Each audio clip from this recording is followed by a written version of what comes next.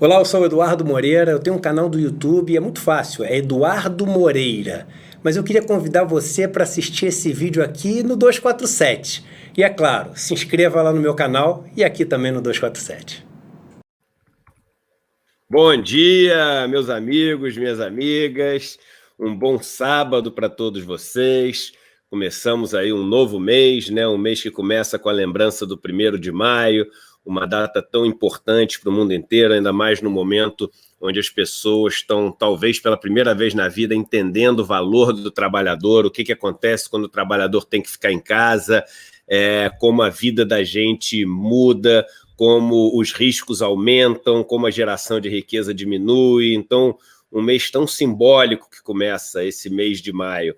E hoje, nesse sábado, a gente vai ter uma conversa aqui, como a gente tem tido todos os dias, essa conversa que tem ficado cada vez maior, mais interessante, com convidados mais incríveis, uma semana que foi dedicada quase toda à presença feminina aqui a pedido de vocês, e eu agradeço, né, esse pedido de vocês, porque foi uma semana incrível, uma semana especial para as nossas lives aqui, mas hoje a gente vai ter, não é feminino, mas é tão especial quanto todas as pessoas que vieram essa semana, um jornalista, Florestan Fernandes, meu amigo, e que vários de vocês que não conheciam passaram a conhecer quando ele fez aquela entrevista, que foi a primeira entrevista com o ex-presidente Lula na cadeia, depois de calado durante tanto tempo. E eu queria agradecer o tempo do Florestan num sábado, a presença dele e a lucidez que ele traz para esse debate. Bom dia, Florestan. Bom dia, Eduardo. É um prazer estar aqui com você. Você é uma figura admirável. Conheci recentemente num almoço com o Leonardo Atush. Eu guardo bem aquele momento. A gente ficou muito surpreso com as suas ideias do Brasil e a maneira como você estava tentando descobrir um país que você não via direito por estar no mercado financeiro, né? E aí a gente ficou até assim, de sair daquele encontro meio assim, falei, Léo, que personagem incrível, está indo lá com o MST, está morando no meio dos trabalhadores rurais, está tentando entender um Brasil que está excluído, que está à parte, né? Então, assim, de lá para cá você cresceu, né, como uma pessoa conhecida, respeitada, e agora ocupa um espaço importante, eu acho, não só como um pensador político, mas principalmente como alguém que tem uma noção da economia, né, fazendo essa fusão com a interpretação do capitalismo no Brasil. Então, para mim é um prazer estar com você aqui.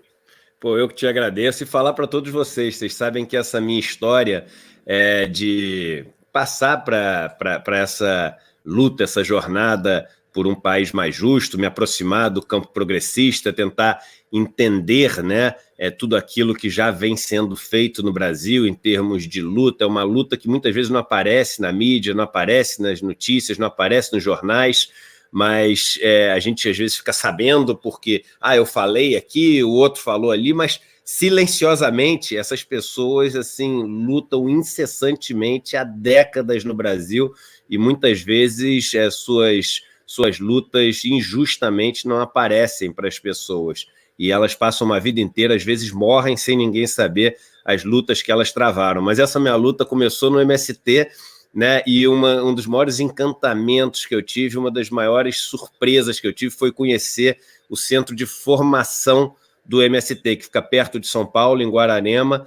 É um centro que não deve nada para nenhum centro europeu, assim, nem em termos estéticos, né? Um lugar absolutamente maravilhoso, nem em termos de conteúdo, né? Um lugar que a forma e conteúdo são maravilhosos. E o nome do lugar leva o nome do pai do Florestan, que é a Escola Florestan Fernandes, né? Existem outras escolas Florestan Fernandes que eu conheci uma escola no sertão do Nordeste, com o nome do seu pai também, Florestan, que é uma escola pública lá no sertão do Ceará, que é inacreditavelmente maravilhosa, toda montada pelo pessoal do MST e é tocada pelo pessoal do MST e não deixa nada a dever para nenhuma escola privada de São Paulo. Olha o que eu estou falando. Uma escola pública feita pelos integrantes do MST com a ajuda do governo do estado do Ceará, é importante dizer, do governador Cid Gomes, quando foi feita essa escola, mas que não deixa nada a dever para as escolas privadas de São Paulo. Não é só no ensino, não. Na aparência, na qualidade das instalações, é inacreditável, inacreditável. Então, que bacana ter você aqui presente com a gente hoje. É bom lembrar, né, Edu, que essa escola teve a colaboração, né, decisiva de pessoas como Chico Buarque, o Sebastião Salgado, né, e o fotógrafo, né, Uhum. o escritor português, o Saramago. Saramago, né, tá. O Saramago, Olha que legal. o Chico e o Sebastião abriram mão de direitos autorais das suas obras, né? O Sebastião Salgado dos seus livros, de um dos livros de fotografia, o Chico de um dos seus discos e o Saramago de um dos seus romances. Com esse dinheiro e com o trabalho dos trabalhadores rurais sem terra, né, que foram lá construindo tijolo por tijolo aqueles prédios que formaram quase que uma universidade rural, né, e que é um exemplo para o mundo, porque essa escola é frequentada por intelectuais, estudantes, não só do mundo rural da América do Sul, mas do mundo. Então, tem muitos estudantes que vêm da Europa, da Ásia, da África, enfim, é um local aberto, né, e realmente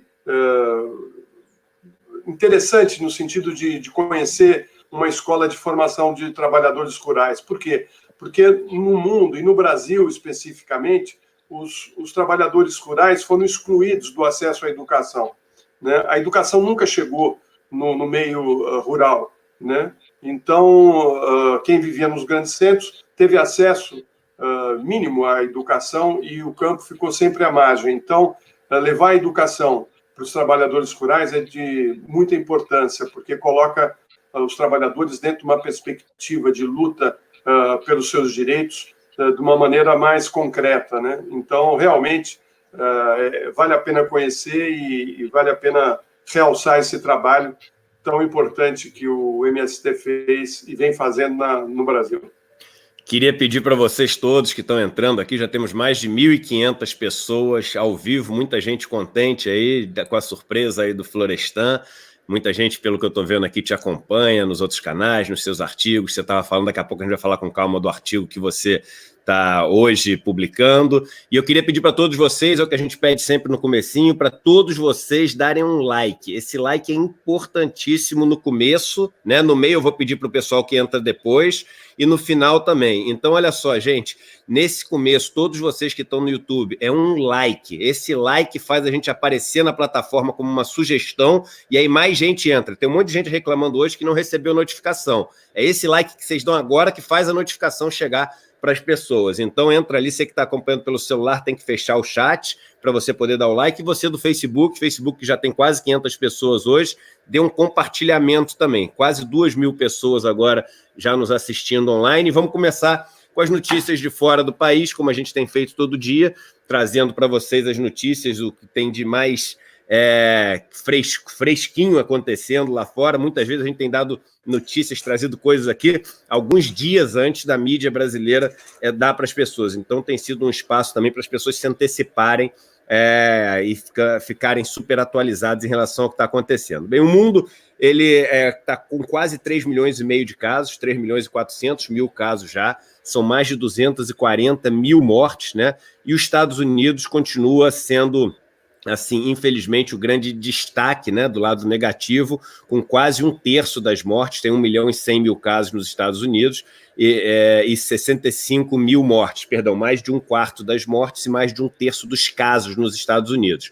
Tem um gráfico que eu mostro todo dia aqui, que é o gráfico que mostra o ritmo da doença no mundo, né? Então a gente ainda está numa exponencial, e aqui a gente vê numa escala logarítmica, a gente vê que está numa segunda onda que está arrefecendo. Por que não está arrefecendo tanto essa segunda onda? Aí tem esse gráfico que a gente mostra, que é o gráfico que mostra o número de novas mortes por dia, e a gente vê que depois de ter tido uma queda bem relevante, né, há uma semana atrás, mais ou menos, a gente teve uma uma mudança de patamar para cima novamente. E essa mudança de patamar para cima veio das novas regiões que esse vírus chegou. Não adianta a gente olhar só o número global, né? E o número global caiu, porque é muito heterogênea a história. Você tem, num país, as coisas ficando super controladas, né? Ao ponto de, por exemplo, Wuhan, né? O lugar onde surgiu, aparentemente, o vírus, você não tem mais nenhuma pessoa internada em estado grave. Não é mais morte por dia, não. Você não tem mais nenhuma pessoa internada em estado grave. Outros lugares, como a Espanha, por exemplo, que você vê até uma cena emocionante, muito bonita. Hoje é o primeiro dia, nesse final de semana, que as pessoas estão podendo sair de casa, né? Que não seja para poder comprar uma coisa no supermercado ou na farmácia. Elas têm direito a até 1 quilômetro de casa a fazerem caminhadas, a fazerem pequenas corridas, sempre uma pessoa, no máximo com uma acompanhando ela, entre grupos de 2 pessoas, um distanciamento máximo. Tem o horário que elas podem sair, os mais jovens é de 6 às 10 da manhã e de 8 às 11 da noite. Os mais velhos, eles podem de 10 ao meio-dia e de 7 às 8 da noite. Então, é o que eles chamam o seguinte, de um faseamento de sair do confinamento para uma nova normalidade. Não é até interessante isso, não é para uma normalidade, é para uma nova normalidade. É o que vai ser normal a partir de agora. Mas isso, gente, para vocês entenderem é o seguinte, depois de 7 semanas confinadas, para as pessoas entenderem a diferença do que eles chamam de confinamento lá fora, que é o lockdown, e do que a gente chama de confinamento aqui dentro. Então, a Espanha, que hoje está saindo do confinamento, esse sair do confinamento da Espanha de hoje é 10 vezes mais confinada do que as regiões mais confinadas do Brasil, né? E foi exatamente este confinamento de verdade da Espanha que permitiu que eles conseguissem controlar a trajetória caótica da doença, trajetória caótica que o Brasil se encontra e que vários outros países estão começando a entrar. A Rússia, por exemplo, você teve quase 10 mil casos novos na Rússia de ontem para hoje. A Índia aumentando muito o número dos casos também. Então, Florestan, é importante a gente ver, né, o que está sendo feito lá fora e como os países que resolveram levar a sério e confinaram de verdade, eles começam agora a sair, mas numa trajetória econômica, em todos os sentidos, ascendente. O Brasil não tem como ver, né, sequer no futuro próximo, assim, uma trajetória que seja assim, consistente de crescimento econômico, de relaxamento das medidas. Porque quando você entra no caos é isso, caos é o contrário de ordem. Como é que você vai prever alguma coisa numa coisa que, por definição, é o contrário de ordem, né? Então, é bonito ver isso lá fora, mas, ao mesmo tempo, dá, assim, uma frustração, uma pena, uma preocupação muito grande vendo o que a gente está tendo aqui no Brasil, né? Pois é, eu acho que no Brasil tem vários pontos que têm que ser colocados, né? O Brasil, além de ser um país com uma desigualdade muito grande, né? O Brasil é o 7º país mais desigual do mundo, né? Perde só para os países africanos. Você tem também um governo federal que se omitiu completamente do enfrentamento à epidemia, querendo que as pessoas, incentivando as pessoas a saírem de casa, a trabalharem, enfim, indo contra o que a ciência e que os governantes estão fazendo no mundo todo. E é muito grave isso, porque ele está apostando que lá na frente, quando a gente voltar ao trabalho, vai estar uma crise econômica muito profunda, ele vai dizer, falei que tinha que trabalhar, não quiseram trabalhar, quiseram ficar em casa, não sei o quê, agora não tem nada a ver com isso. O que tem que ser dito é que esse período de confinamento, de isolamento, seria menor se o país todo tivesse unido nessa questão de preservação da vida. Por quê? Porque sairíamos mais rápido do enfrentamento da pandemia e retomaria mais rapidamente as questões econômicas. O que vai acontecer? A doença no Brasil ela vai se alongar mais. Nós vamos ficar mais tempo sofrendo, né, fazendo isolamentos parciais, gente morrendo, hospitais lotados, enfim. É o caos. O que o Bolsonaro está fazendo é a proposta do caos, né? Então é muito grave, porque se o governo federal, primeiro, tivesse se preparado minimamente para atender as populações, né, do seu país, as cidades mais pobres, com equipamentos, com máscaras, com luvas, com respiradores, ele estaria ajudando as prefeituras e os estados a enfrentar o problema. Não, ele não fez isso, está fazendo mal e porcamente agora em cima da hora. Os governos dos estados e dos municípios estão trabalhando sozinhos. Ele deveria ter feito campanhas educativas, né? Deveria ter campanhas educativas no país, alertando as pessoas, explicando para as pessoas o que estava acontecendo, por que tinha que ficar em casa, né? Ao invés de falar para as pessoas irem para a rua para morrerem e para lotarem os hospitais e os postos de saúde, né? Não permitindo que pessoas que nem contraíram o vírus, mas que tiveram outros problemas de saúde, sejam atendidas no serviço público de saúde. Então, assim, o Brasil é um caso complexo, né?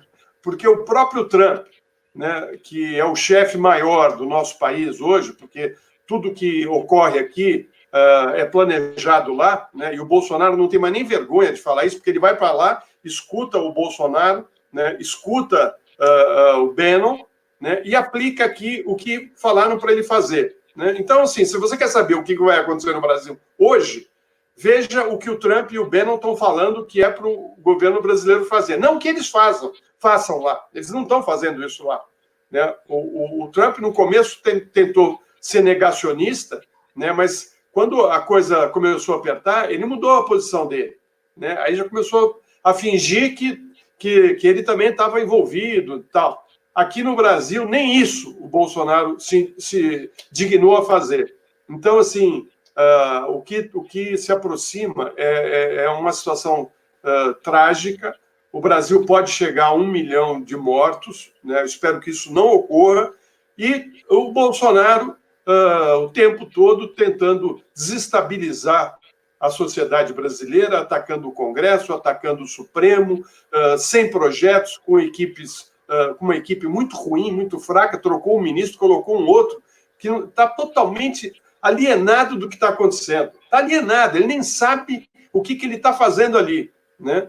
E o governo do Bolsonaro caminhando ainda em cima dos generais que ocupam hoje os principais cargos do governo federal, né? E os militares que estão ocupando o segundo escalão do governo, que hoje calculam sejam 2.500 militares trabalhando nesse governo Bolsonaro. É impressionante mesmo a forma diferente como a gente está tratando essa crise, e muito importante dizer, eu repito sempre aqui, a gente entrou depois na crise, então a gente tem como olhar o que deu certo, o que deu errado, o que deu certo e mudaram e deu errado, e o que deu errado que mudaram que deu certo, e a gente pode copiar, a gente não precisa inventar muito a roda, né? Continuando aí sobre as notícias lá de fora, diga. Era bom a gente inventar, assim, algumas coisas que o Brasil não tem o perfil dos países europeus e da China e dos Estados Unidos. Nós somos uma outra realidade. Temos uma coisa melhor que os Estados Unidos, que é o SUS, né? Que o Guedes, e junto com o Mandetta, lá atrás, começaram o governo Bolsonaro cortando verbas do SUS e tentando diminuir o tamanho do SUS. Para quê? Para passar a saúde para a iniciativa privada, porque o projeto é esse, vamos privatizar tudo. Então, joga a educação na mão da iniciativa privada, joga a saúde na mão da iniciativa privada, né? E a população fica sem os serviços importantes para a sua saúde, para a sua educação, né? E agora, ainda bem que eles não tiveram tempo de destruir totalmente o SUS, né? Mas destruíram uma parte, sim. E falando um pouquinho dos Estados Unidos, que a gente estava falando agora, os Estados Unidos têm a saúde lá privada, né? Aliás, Índia também é um país que tem 1 bilhão e 300 milhões de pessoas. Você tem que mais ou menos 60% do atendimento ambulatorial é privado e 80% do atendimento de emergência é privado, ou seja, a situação é muito séria, um país que tem muita desigualdade também. Países que continuam com a doença assim muito em alta. Agora, nos Estados Unidos, o grande problema é o seguinte: eles estão vendo um sério risco, né, de uma nova onda agora no outono e inverno. Vamos lembrar que o inverno lá nos Estados Unidos é no final do ano, então outono e inverno começando ali em setembro, é onde você tem normalmente 4 tipos diferentes de coronavírus que atingem a população americana e que são responsáveis, sim, pelo que eles chamam de flu, né? The flu season, a temporada da gripe nos Estados Unidos.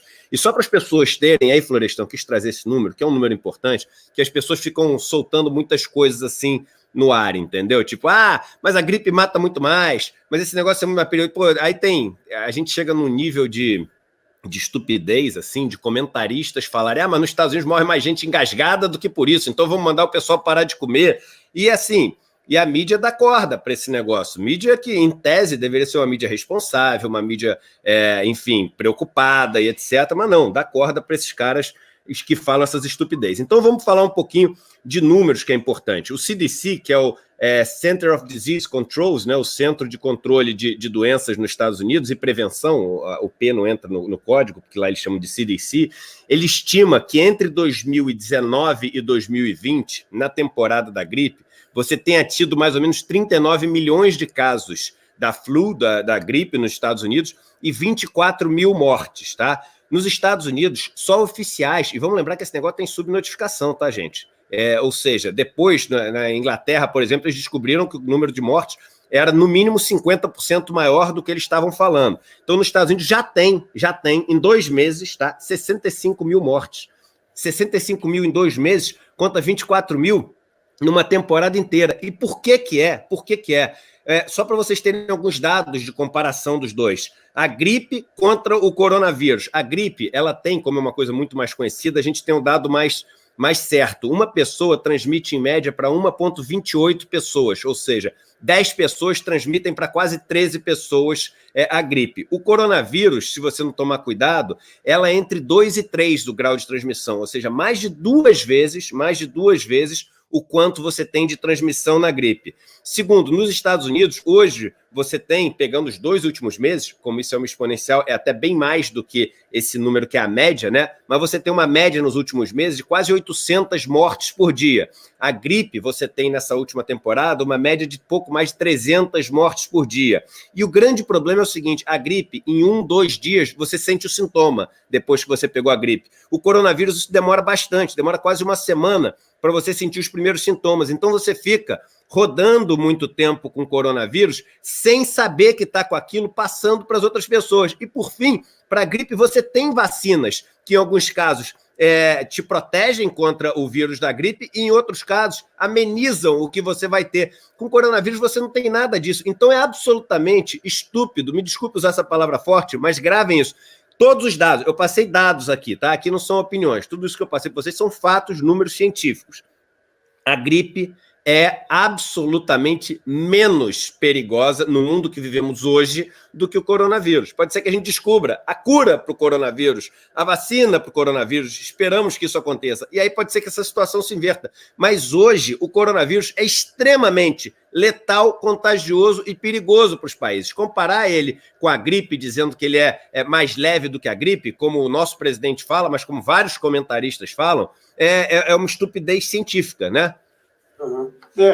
Eu concordo e acho que até alguns médicos que são mais ideológicos do que deveriam, né? Porque eu tenho alguns médicos que eu conheço que são bolsonaristas. Eu escutei de um médico que é cirurgião, enfim, a bobagem no começo dessa pandemia, né? Só fazer um comentário. Eu estou vendo aqui o Rubão falando, tá errado, 2.000 mortes por dia, vídeo Washington Post.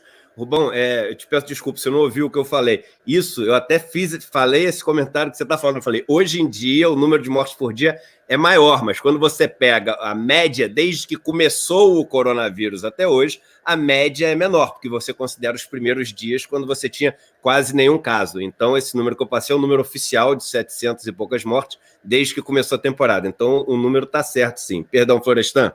Então, aí, esse médico, até que é um cirurgião, me disse, eu falei, estava contrariado com o isolamento, falou que era uma gripe como as outras, que ele não estava entendendo por que de tamanha preocupação. Na realidade, ele estava preocupado com o fim das cirurgias dele, né? Porque ele estava vendo que o que estava caminhando era para que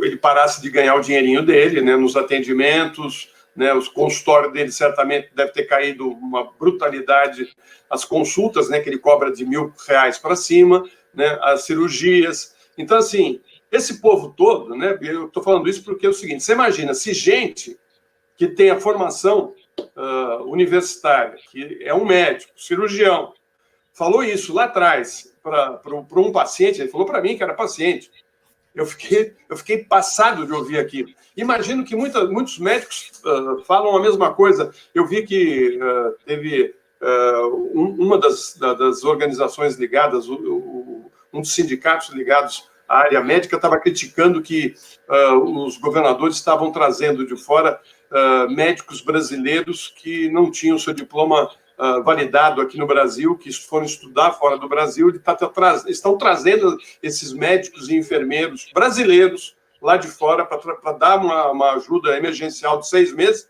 e os caras caíram de pau. Quer dizer, mas de onde que sai? Da cabeça de quem que sai um posicionamento desse? Eu estou sabendo que aqui em São Paulo, através de uma médica que trabalha na área pública, né, aqui do município, que ela está desesperada. Ela falou, eu faço encaminhamento de pacientes com casos graves para internação. Antes da pandemia chegar no Brasil, a fila era de 10, 15 pessoas para uma vaga de UTI. Hoje, assim, 2 dias atrás, estava em 240 pessoas a fila. 240 pessoas esperando uma vaga na UTI. E aí não é só o que está contaminado com o vírus, são outros casos de internação. E ela falou, você tem aí os hospitais de campanha, né, com os aparelhos e tal, mas que não recebem casos graves, é só casos intermediários. Então, não está aliviando a pressão por vagas de UTI. E, conversando ontem também com um médico do INCOR, um professor da Faculdade de Medicina da USP, ele estava dizendo, olha, eu tenho vontade de levar você colocar aquele roupão todo e entrar comigo dentro do HC para você ver o que está acontecendo lá dentro.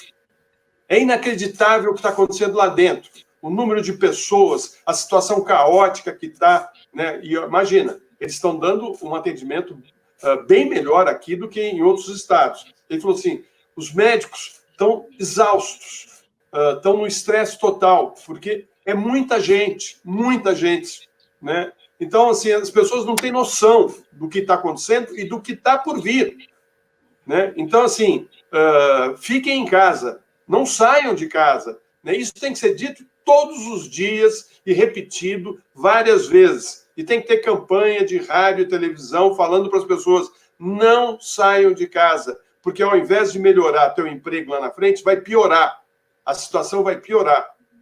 Isso que você está falando, tem até notícia hoje, essa história de você sentir na pele o que os médicos estão sentindo. A gente não tem ideia, né? A gente não tem ideia. E tem uma notícia hoje falando que vários terapeutas profissionais, psicólogos profissionais, eu digo psicólogo profissional, parece uma coisa esquisita de falar, né? Porque tem muita gente aí que age como psicólogo e não é formado como psicólogo, mas então vários profissionais aí falando que vários que trabalham na área de saúde não vão ter condições de voltar a trabalhar no UTI, nunca mais, porque o que eles estão vivendo é uma situação de guerra. E vejam só, gente, não é só o que eles estão vivendo em termos de desgaste físico, de desgaste mental, de perder vidas, etc. O risco que eles estão se colocando é como se fosse uma guerra, eles estão na linha de frente, eles são os que têm o maior risco de pegar a doença. Então imagina, você sabe o que é a doença, você vê a doença matando, você vê o sofrimento das pessoas e você está ali com o vírus querendo, de qualquer maneira,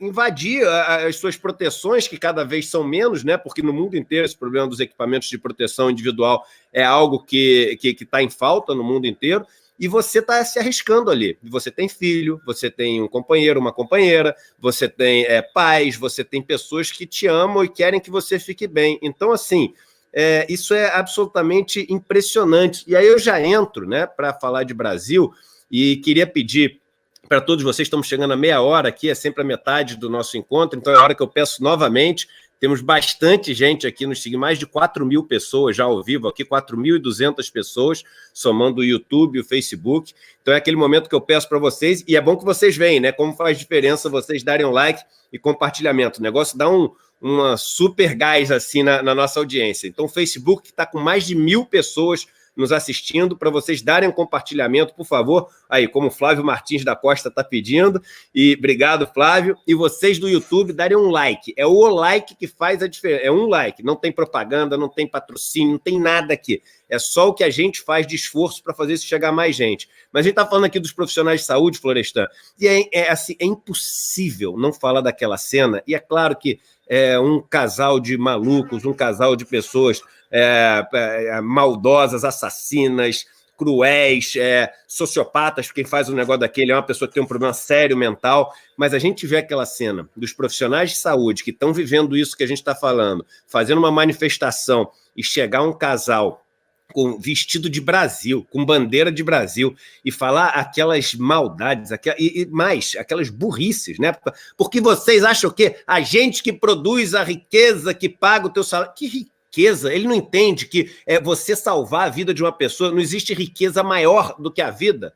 Não existe ninguém no momento que esteja gerando mais riqueza no Brasil do que esses profissionais de saúde que estavam lá. Então, esses caras, além da maldade, né, além da crueldade, eles estão falando uma estupidez. Eles, assim, é impressionante. Você vê que eles são sociopatas porque eles não têm vergonha de falar burrice, assim, me filma, olha o que eu estou fazendo. Então, assim, aquela cena ontem foi uma das cenas mais impressionantes, mais cruéis, porque se você, com os profissionais de saúde que estão dando a vida em muitos casos para poder salvar os outros, imagina uma guerra, Florestan. Imagina você ter uma guerra e tem os enfermeiros que estão na guerra tomando tiro, enfermeiros que estão na guerra passando frio, sem ter onde dormir. Você consegue imaginar um protesto no país contra os enfermeiros que foram na guerra proteger os soldados daquele país? Não dá para imaginar. É isso que a gente viu ontem. Aquela cena ontem foi absolutamente grotesca, né, Florestan? Foi triste, né? Assim, cada dia que passa eu fico mais estarrecido e mais triste de ver que tem pessoas que são fanáticas, que não conseguem ter solidariedade, não conseguem ter um posicionamento de cidadão, né, que lutam contra a cidadania, pessoas individualistas e muitas pessoas com problemas, eu acho que psíquicos, que precisariam de um tratamento mesmo, porque aquilo é uma coisa totalmente fora você não pode chamar aquilo lá de ser humano, né? É um ser, não é humano. Né? Aqueles médicos mereciam aplausos, né? Mereciam nosso reconhecimento, os médicos, enfermeiros, o pessoal da saúde que está na linha de frente, merece todo o nosso carinho e admiração. Né? O mundo está fazendo isso. Você vê no mundo as pessoas aplaudindo o seu corpo profissional de saúde na Europa, nos Estados Unidos, no mundo todo. Né? E aqui essa coisa grotesca,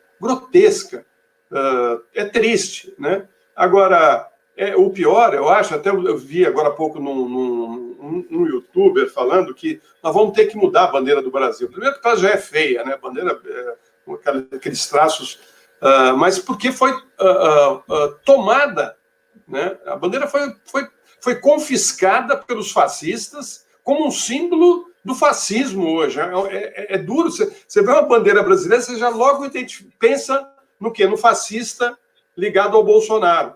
Né? É muito ruim. Como é que nós vamos... porque é um símbolo da nação que eles sequestraram. Eles andam com a bandeira como se eles fossem nacionalistas. Eles não são nacionalistas, eles apoiam um governo entreguista que está entregando nossa riqueza, né? Que não olha para a população, que governa para poucos, para manter a situação de desigualdade ainda mais profunda, né? Então, é triste você ver pessoas na rua com essa pandemia, colocando em risco as outras, né? E que, mais para frente, vai estar ocupando uma vaga no hospital público. Quantos bolsonaristas, né, desses que vão para a rua fazer maluquices, já estão ocupando vagas em hospitais públicos contaminados pela doença? Várias. A gente só sabe dos casos de famosos, né? que a gente vê toda hora aí, famosos sendo internados com o Covid, e aí mudam a sua percepção, né? Então, tá difícil, Eduardo, tá difícil viver no Brasil. Você puxa um ponto que é importante, né? Que é o seguinte, essas pessoas não têm a menor noção do que é nação, né? Nação, se vocês entrarem no significado de nação, isso significa grupo. Nação é um grupo, e esse grupo ele tem uma pessoa jurídica que o representa, organiza, que é o Estado, mas a nação é o grupo. Como essas pessoas podem dizer que protegem a sua nação se aquele cara que ela está atacando é exatamente o seu grupo? É contraditório no conceito da própria palavra. Ou seja, se esse grupo de bolsonaristas dizem que eles protegem a nação, eles deveriam proteger exatamente aquelas pessoas que eles atacam. Eles, ao atacarem, eles exatamente querem romper o grupo, eles querem destruir o grupo. E o nome disso é seita, porque seita vem de secto, vem de dividir, vem de parte. Exatamente. Entendeu? Então, eles são pessoas que são adeptos a uma seita, eles não protegem uma nação. E isso não é uma opinião, não é uma análise, Eduardo, é o significado da palavra, porque se eles defendessem uma nação, eles estariam defendendo o grupo. Como eles atacam o grupo, eles são anti-nação. E isso tem que ficar muito claro para as pessoas. Eles são pessoas sectárias e que são anti-grupo. Anti-grupo é anti-nação. Então, eles são antinacionalistas, eles são anti-nação. Que isso fique muito claro para as pessoas. Então, eles não deveriam ter o direito de carregar uma bandeira que existe para representar uma nação. O que é a bandeira, gente? É aquele negócio que antigamente tinha um pessoal de longe. Vem cá, como é que a gente vai reconhecer quem é do mesmo grupo? Os grupos estão ficando grandes, os grupos estão ficando com pessoas que não parecem mais tanto como era no começo, que eram grupos pequenos, eram todos mesmo da mesma família, primos, etc. Como é que a gente vai fazer? Faz o seguinte, cria um símbolo com umas cores ali, faz um desenho, todo mundo que estiver carregando esse símbolo, a gente sabe que faz parte do mesmo grupo. Como é que você pode ter esse símbolo que existe para dizer que as pessoas fazem parte do mesmo grupo, sendo utilizado como um motivo para você atacar as pessoas que fazem parte desse mesmo grupo? Por isso que é importante a gente explicar o negócio, porque o negócio parece estúpido, né? E aí, quando a gente vai falar de Brasil agora, vamos continuar falando de Brasil, falar do lado político, Florestan. A gente tem um governo, eu estava vendo as notícias hoje, e as coisas vão acontecendo, aquela história do sapo na panela quente, né? Você vai esquentando a panela devagarzinho, ele morre e não percebe que está ali. Então, o governo, ele que começou com esse discurso anticorrupção, discurso de só vou colocar técnicos, etc., esse é até o tema, né, da live de hoje, ele está transformando essa base, e eu botei entre aspas técnico, né? Porque tem muito técnico ali, técnico é uma palavra bonita, etc., mas você pode ter o tecnocrata ali que tem uma visão completamente antagônica àquela visão que a gente tem de mundo. Então você tem dois técnicos, por exemplo, tem o técnico pacifista e armamentista, você tem o técnico, enfim, que quer jogar no ataque, que quer jogar na defesa, ou que é o técnico que é conservador e progressista. Então você tem vários tipos de técnico. Mas era um governo que se vangloriava e falava que era um governo cheio de técnicos, e esses técnicos estão todos abandonando o barco, e ele está ali formando um governo todo com o centrão, que é aquela base fisiologista do toma lá da cá, que ele sempre atacou. Não sei como é que as pessoas achavam que não ia ser assim, dado que o líder do governo é alguém que passou 28 anos no centrão, exatamente fazendo essa política do toma lá da cá. Uma pessoa que ele é autoexplicativo. Até pouco tempo atrás ele era contra as privatizações, agora é a favor. Ele era a favor da interferência do Estado, agora é contra. Então, assim, um líder assim não poderia ter um grupo que pensasse diferente. Mas na base também, você passa a ter aquelas pessoas que eram os empresários, que queriam as reformas no país, que acreditam naquela, perdão falar dessa maneira, naquela ladainha toda do Estado mínimo, de Estado mais eficiente, de Estado, como se o Estado fosse uma família, né, uma pessoa que gasta muito. A gente já falou várias vezes aqui que é uma comparação absolutamente falaciosa, errada, etc. Mas essas pessoas que tinham essa visão mais técnica, elas também estão abandonando o barco do bolsonarismo, mas os 35% não caem, porque cada vez mais ele se consolida naquela base que é a base evangélica neopentecostal, é a base fanática mesmo, é a base odiosa, é a base que quer se vingar de um país que sempre os assolou e envergonhou e humilhou. Então ele está trocando essa base empresária por uma base que é absolutamente fanática, sectária. Então o bolsonarismo está deixando de ser um movimento político para se tornar única e exclusivamente, sempre foi bastante, mas única e exclusivamente um movimento sectário, uma seita quase que religiosa, até porque está se misturando muito com essa questão religiosa, e no âmbito político, uma questão absolutamente fisiológica do toma lá da cá, né? Então, a gente teve no passado aí o Cardoso Alves, um deputado que dizia que é dando que se recebe, né? O Centrão, ele era líder do Centrão, um dos líderes, né? E diz bem como o Centrão encara o poder e o governo, né? Meu pai dizia lá em 84, eu estava na Globo naquela época, era repórter da Globo, e eu estava naquela coisa, angústia de querer sair da ditadura. O país estava num caos, mas um caos. Eu cheguei a ver isso, a viver isso, né? Saques em supermercado, a pobreza aumentando, a dívida. O Brasil tinha uma dívida externa absurda que não conseguia pagar, tinha que toda hora lá no FMI para renegociar, né? E estava insuportável. O país estava um caos, um caos. Os militares entregaram para o civis, o governo, numa situação horrível, né? Por vários motivos. E também o grupo de apoio dos militares, muitos que estavam ali no Congresso, eram pessoas que usavam o Estado para se enriquecer, né? E ali tem personagens aos montes, né? De famílias do Nordeste que entraram na política e ganharam emissoras de televisão, de rádio, se enriqueceram, enfim.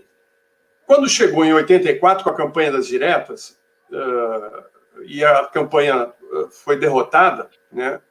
O Tancredo Neves costurou o colégio eleitoral, ele já vinha jogando no colégio eleitoral, sabendo que os militares não iam deixar passar as diretas já, porque tinham medo do Brizola. Então, meu pai achava que a gente não devia ir para o colégio eleitoral. E eu falava, pai, vamos logo, porque essa ditadura não dá mais, é melhor ir para o colégio com o Tancredo do que continuar. É como nós estamos hoje, né? Serve até o Mourão para tirar o Bolsonaro, porque o cara é um maluco, né? Mas não é bem assim. Eles são farinha do mesmo saco. Eles estão juntos no mesmo saco, né? Só que um é totalmente tosco, né? Então é o seguinte, meu pai falava naquele momento, nós temos que derrotar a ditadura. A ditadura tem que acabar de uma maneira de um rompimento. Os responsáveis vão ter que responder na justiça o que fizeram. Todos vão ter que responder na justiça o que fizeram contra a nossa democracia, contra os direitos, enfim, como ocorreu no Chile, como ocorreu na Argentina.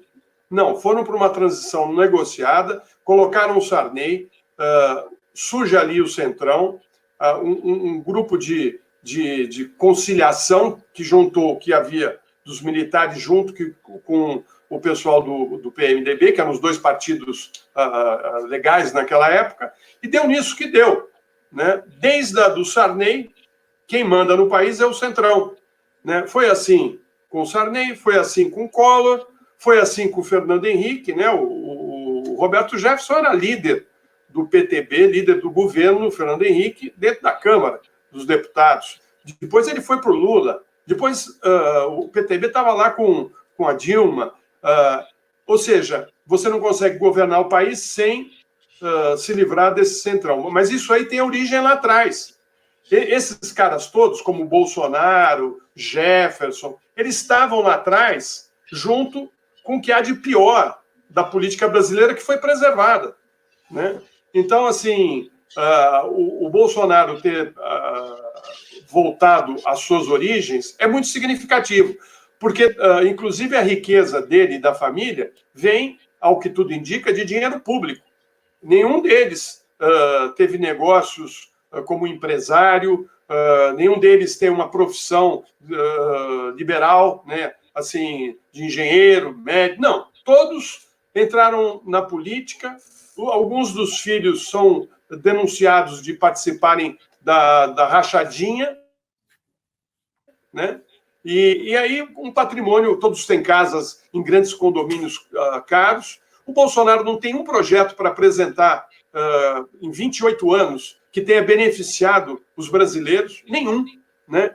Então, agora ele se desmascara, inclusive, frente aos neoliberais, né, ao fazer essa composição, né, e parte dos militares que estão no poder já falando no PAC, né, que a Dilma colocou em prática lá atrás, eles estão querendo reproduzir, né, e então vão abandonar, será, o neoliberalismo, as propostas de privatização de tudo, né? É um governo totalmente incapaz de gerir e que aposta, ao meu ver, aposta na desunião, aposta no caos, porque é no caos que ele pode implantar o que ele sempre quis, que é uma ditadura, o retorno a uma ditadura diferente daquela dos militares de 64, mas com um viés, se eu pudesse fazer uma comparação, seria uma coisa parecida com o chavismo de extrema-direita. Eles vão fazer um chavismo de extrema-direita. Vão continuar mantendo a população muito pobre, né, explorando essa população, e acho que esse é o sonho dele. Eu fico passado quando eu vejo que a mesma imprensa, que agora está contra o Bolsonaro, mas que na eleição de 2018 se posicionou de uma maneira a preferir o Bolsonaro ao professor Haddad, né? Agora, vendo que o barco está afundando, querendo pular fora do barco, mas preservar o Guedes, preservar a política neoliberal, né? Que não é o que a população e o Brasil precisam nesse momento. O Brasil precisa de investimento público para voltar a crescer. E você é economista, eu não preciso nem aqui falar, porque você repete isso o tempo todo. Quem vai querer pôr dinheiro aqui, Edu? Quem vai querer? Ainda mais agora, né, com o Brasil entrando nessa pandemia de uma maneira absolutamente assim caótica, o Brasil se tornando o epicentro do mundo da doença, o Brasil entrando na fase mais exponencial da curva, enquanto o mundo inteiro dobrou a curva e está entrando na fase de controle da doença, vários países já até saindo da doença. Então, o que acontece, gente? O mundo vai começar a rejeitar o Brasil escancaradamente. As pessoas não vão poder viajar para o Brasil não vai poder, ninguém do Brasil viajar para os outros lugares, as pessoas vão parar de comprar coisa do Brasil, as pessoas vão começar a ter preconceito contra brasileiro. Eu falei ontem e anteontem aqui o caso, nos Estados Unidos, os pedidos de auxílio-desemprego aumentaram 6.900% para asiáticos por causa de preconceito, xenofobia. Isso vai começar a acontecer com o brasileiro lá fora. Então, novamente, o que o Bolsonaro faz vai impactar na vida de cada um de nós, a maneira como cada um de nós é visto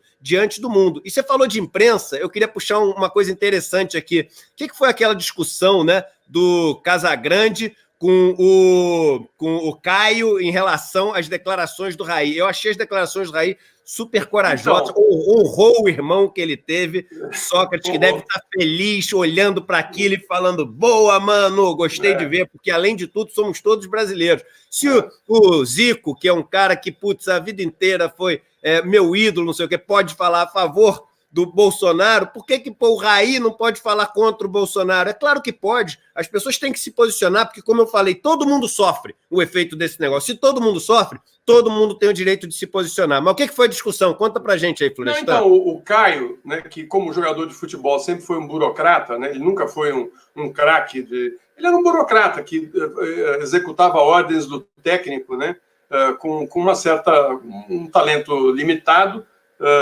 mas é aquele garotinho de classe média alta, né, que é bem arrumadinho, todo perfumadinho, né, e que é comentarista hoje da TV Globo, junto com o Casagrande, né?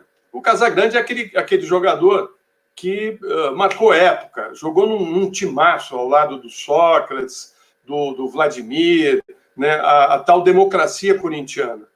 O Sócrates é irmão do Raí, né? Eles eram a família, tinham vários jogadores de futebol, e o Sócrates era médico, inclusive, de formação.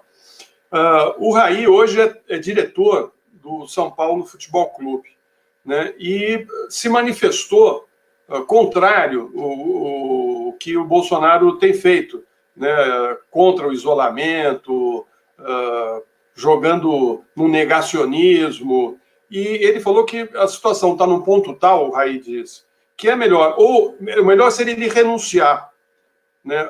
Ele faria um bem à nação se ele renunciasse, melhor do que o impeachment, que o impeachment ia ainda causar problemas para a nossa democracia e ia se arrastar, e que ele achava que o que o Bolsonaro está fazendo é um crime, né? E que ele condenava aquilo e que ele achava que o Bolsonaro deveria renunciar.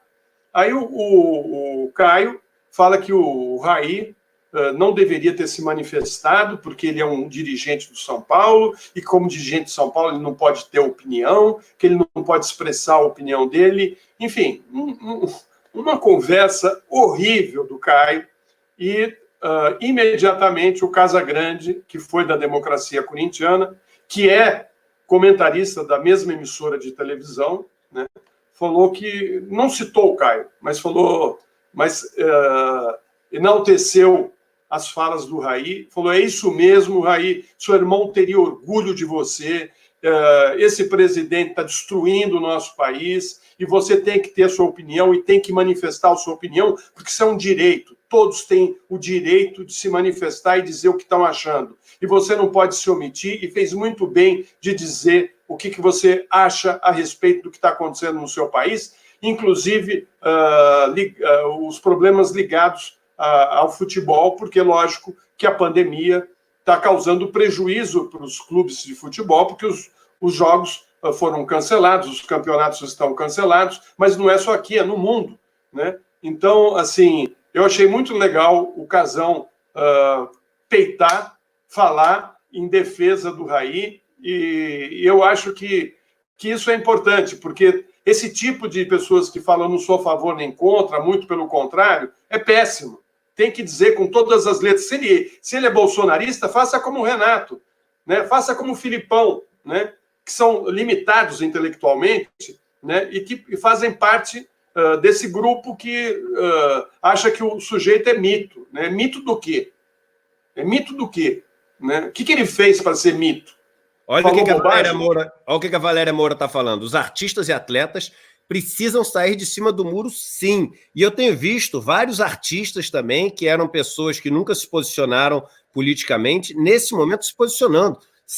São pessoas que têm muitos seguidores, são pessoas que são influenciadores, são pessoas que têm um conhecimento de Brasil muito acima da média, porque viajam, conhecem o interior, conhecem as regiões mais pobres, viajam com suas peças de teatro, viajam para fazer gravações, são muito estudadas, porque para viverem seus personagens de época, tem que estudar a história do Brasil, tem que estudar as regionalidades que você tem. Então, essas pessoas se posicionarem agora é muito importante, sim, é muito importante. E elas estão cumprindo o seu papel de brasileiros e brasileiras, entendeu? Então eu fico muito feliz de ver várias pessoas que nunca assumiram esse papel assumindo agora. E fico triste quando eu vejo muitas pessoas fazendo o seguinte, Florestan: mas isso, aí vai impactar o patrocínio, porque aquela empresa vai pegar mal. E tem um banco aqui também que me patrocina. Eu não gosto de dar exemplo pessoal, não, mas eu lembro que quando eu peguei e assumi essa minha posição de esquerda, que era uma coisa nova para alguém que passou 40 anos ali dentro daquela bolha de mercado financeiro, a primeira reação foi assim, um monte de gente parar de fazer os meus cursos de educação financeira, porque a maior parte das pessoas que fazem cursos de investimento para entender o que é o mercado de ações, etc., são pessoas mais alinhadas com esse discurso do Paulo Guedes, são pessoas mais alinhadas com esse discurso dos bancos, pessoas que muitas vezes são super, assim, gananciosas, querem ganhar dinheiro de um para o outro, entendeu? Vamos dizer a verdade, né? Pessoas também limitadas, porque nunca ganharam tanto dinheiro como nos governos Lula e Dilma. Eles nadaram de braçada. De braçada. O que eles ganharam a partir de agora? O que eles têm? Qual o projeto futuro deles? É mandar o dinheiro para fora? É isso? Mas aí eu queria só completar falando o seguinte, Florestan. Eu realmente tive, no momento que assumi isso, assim, uma queda gigantesca das pessoas que faziam meus cursos. E é a única fonte de renda que eu tenho. Eu não tenho patrocínio, não tenho nada aqui. É a única coisa que me mantém com essa independência total. Mas, cara, era um dever que eu tinha. Eu tinha visto uma realidade, eu tinha morado com as comunidades mais pobres. Se eu chegasse e por causa do que o cara que vai fazer meu curso vai achar, não falasse aquilo, eu era um traidor das pessoas que me receberam em casa. Eu era um traidor das pessoas que me mostraram a miséria que elas vivem. E aí o que aconteceu? Depois, as pessoas foram inspirando tanto nas realidades dessas outras, não no Eduardo, não. Eu sempre falo, o Eduardo não vale de nada, o que vale é a mensagem que o Eduardo traz, a voz dessas pessoas que o Eduardo conhece. Se o Eduardo amanhã morrer, não tem que fazer diferença nenhuma, porque o que tem que fazer diferença é a mensagem, o que tem que fazer diferença é a voz que não é ouvida, o que tem que fazer diferença é essa possibilidade de renovação, e nunca pode ser pessoal. O pessoal é vaidade. As pessoas que querem trazer isso para si, elas só estragam a nossa caminhada. Porque é vaidade, vaidade, vaidade, e aí quando essa pessoa ou muda de lado, ou quando ela é corrompida, ou etc., aí o processo volta todo para a escala zero. Então nunca pode ser a pessoa. Mas hoje a gente formou um grupo tão grande que, novamente, os cursos passam a poder financiar toda essa caminhada que eu tenho tido, e lá na frente o negócio até economicamente, ele valeu a pena eu ter bancado esse negócio lá atrás. Mas as pessoas precisam ter coragem de fazer o que é certo, independente do que vai acontecer lá na frente. Então, isso é assim, eu queria conclamar, pedir que artistas, que jogadores de futebol, que pessoas que são formadores de opinião, que elas tomem uma posição. Porque lá na frente, quando a gente estiver olhando para trás e falar o seguinte, caramba, aqueles caras ali não é possível que eles não se manifestaram. Vai pegar mal. Vai pegar mal para as pessoas que não se manifestaram nesse momento tão duro de país que a gente está vivendo. Só antes de passar para você, Florestan, te falar o seguinte, temos mais de 6 mil pessoas ao vivo nos assistindo, e eu queria pedir, agora que a gente está entrando nos últimos momentos da nossa live, que todos vocês deem o seu like. Esse último like também é importantíssimo, que depois que a gente fecha a live é o que vai fazer muita gente assistir, porque é isso que faz o vídeo ser sugerido. E no Facebook, que a gente está com uma audiência gigante hoje, 1.500 pessoas mais ou menos no Facebook, que vocês todos deem um compartilhamento, por favor. Vai lá, Florestan, tá todo mundo te elogiando horrores aqui. Não, eu queria dizer o seguinte, gente, o Edu tá falando da importância de dar o like, e é muito importante mesmo, e é importante que vocês comecem a ter como costume seguir algumas lives que ocorrem na internet, né, e divulgarem, compartilharem, né, se vocês concordam, se vocês acham que é importante que mais brasileiros tenham acesso a essa informação, né? Meu pai dizia que, como intelectual, o conhecimento tem que ser aberto e ser dividido com os de baixo, com os mais pobres. Senão não tem sentido você ter feito uma universidade, ter conhecimento e guardar ela para o mundo acadêmico e ficar ali fechado em 4 paredes dentro de uma universidade. O intelectual, ou a pessoa que tem mais conhecimento, tem que levar esse conhecimento para os de baixo tomarem consciência da situação que eles estão e terem argumentos para poder lutar e transformar e levar o país a uma situação melhor. Então, eu queria lembrar aqui que eu, o Edu, a gente participa de um programa chamado O Fura Bolha, que é no canal Democracia, toda quinta-feira. Muito bem lembrado. Quinta-feira, meio-dia, quinta-feira, anota aí, quinta-feira, meio-dia, na TV Democracia, que é do Fábio Panunzio, um jornalista amigo nosso, que saiu da Bandeirantes e está na linha de frente como um jornalista combativo. É o Fábio, o Eduardo, eu, a Carla Gimenez, que é diretora do El País, e o Gessé Souza, né? Então, assim, esse é um grupo que toda TV Democracia, né, Florestan? TV Democracia que eles acham no YouTube, não é isso? Isso. Quinta-feira, ao meio-dia, Gessé Souza, Eduardo Moreira, Carla Gimenez, que esteve aqui ontem conversando com vocês, o Fábio Panunzio e eu. E a gente espera vocês porque é um debate bem interessante, que você tem um economista, tem um cientista social do peso do Gessé, que está lá em Paris dando aula na Sorbonne, a Carla Gimenez, que é diretora do El País, e 2 jornalistas combativos que já passaram pelas grandes empresas de comunicação, o Fábio e eu, né, numa discussão sobre o Brasil e o mundo que vale a pena ser compartilhado e vale a pena vocês participarem. Quinta-feira, meio-dia. Beleza. E eu queria terminar, antes de passar para as suas considerações finais aí, isso que o Florestan falou é importantíssimo, ou seja, é uma guerra de narrativa, né? E é importante que as pessoas tenham pelo menos acesso, né, ao que o outro lado fala, porque essa visão monocromática da mídia, aí vocês vão falar, não é monocromática, porque a Globo, tá todo mundo falando mal do Bolsonaro. Gente, a espinha dorsal desse governo é uma espinha econômica, e a mídia inteira, ela tem esse viés, que é o viés de defender essa orientação econômica desse governo. Veja a reforma da Previdência. Eu sempre falo o seguinte, eu militei muito na reforma da Previdência para as pessoas poderem entender o que estava acontecendo, e não teve um economista que fosse contra a reforma da Previdência, da forma como ela foi proposta, que tivesse espaço em nenhum canal de televisão, em nenhuma grande rádio, em nenhum dos grandes portais, nenhum. Não teve um economista negro que foi ouvido. Eu duvido que vocês agora tentem se lembrar de um economista ou uma economista negra que tenha sido ouvido, e o povo negro foi o mais afetado por essa reforma da Previdência no Brasil. Não tem. Então é tão importante vocês colaborarem com essa possibilidade das pessoas poderem ouvir esse outro lado, entendeu? Então, isso que o Florestan falou é importantíssimo. E eu queria falar o seguinte, se a gente hoje está falando da Espanha, Florestan, que está voltando, né, saindo do confinamento, e o sair do confinamento deles é muito mais confinamento do que aquilo que a gente chama de estar em confinamento nosso. Um dado hoje mostra o seguinte, 88% das obras da construção civil estão em funcionamento, né? Então é muito triste a gente ver que as obras da construção civil estão em funcionamento, que esses entregadores de Rappi, iFood, etc., estão trabalhando, as pessoas que estão limpando as ruas, entregando as cartas, estão trabalhando, estão arriscando suas vidas, a doença está indo para as periferias.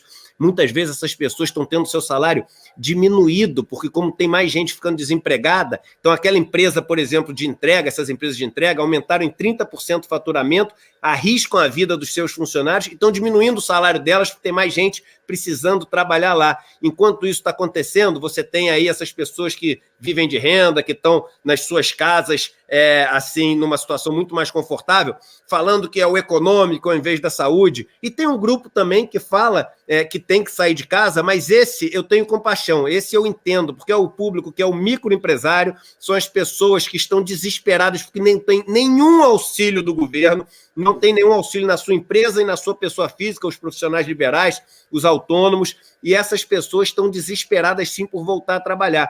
Então, assim, é muito triste ver que quem está pagando o preço dessa história no Brasil são essas pessoas que estão na construção. Exatamente. São essas pessoas que estão fazendo entrega, né?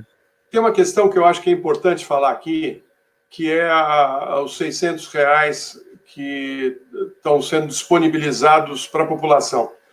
O desgoverno do Bolsonaro, não sei se de propósito, às vezes eu tenho a impressão que é de propósito, tumultuou a liberação desses recursos, tem tumultuado. Né? A gente tem visto as imagens pela televisão de multidões nas portas dos bancos, se contaminando, correndo o risco de ser contaminada para pegar os R$600 para poder comer.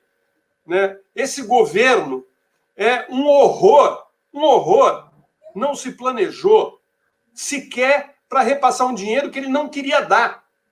Ele era contra dar esse dinheiro. Depois aceitou dar R$200 e o Congresso estipulou em 600. E mesmo assim, ele criou dificuldades para a população receber esses R$600. E ele diz que não está nem aí, que ele não é coveiro, que ele não... Né? Mas o que ele está fazendo é, sim, um ato genocida. Né? É horrível o que ele está fazendo. Eu fiquei sabendo que atrasaram, inclusive, o pagamento do Bolsa Família. Né? É uma coisa desumana.